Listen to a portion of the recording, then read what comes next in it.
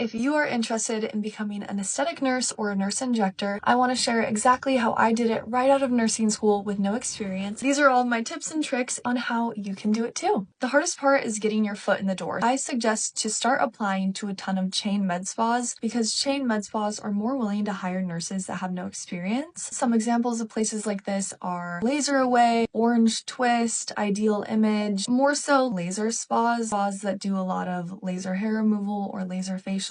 I personally moved from Idaho to Los Angeles because I knew that there would be way more opportunity in LA, and I was willing to do anything to get a job in aesthetics. Basically, when I was in my last few months of nursing school, I applied to tons and tons of chain med spas, pretty much all over the country in places that I could see myself living. I ended up getting my first job in Los Angeles, and I've been here ever since. With that being said, I think you really need to be flexible and open-minded and maybe willing to move to a bigger city, because in a bigger city there will be more chain med spas and therefore more opportunity for you to get experience and get your foot in the door. It is so important to write a good cover letter when you're applying to these jobs. If you're just sending in your resume with nothing about yourself and no cover letter, how are these people going to know who you are? How are you going to stand out, especially if they look at your resume and they see that you have no experience? You have to write a good cover letter showing why you're passionate about working in aesthetics, showing that you're a quick learner or that you've already been educating yourself on your own. That will make you stand out from everyone else. I have 2 completely free cover letter templates linked in my bio. You can literally take those cover letters word for word and just change a few things to make it more applicable to yourself. I got multiple interviews when I had no experience just because they said that they loved my cover letter so much. So after I got my first job at a chain med spa, I was doing really basic things like laser hair removal, laser facials, microneedling,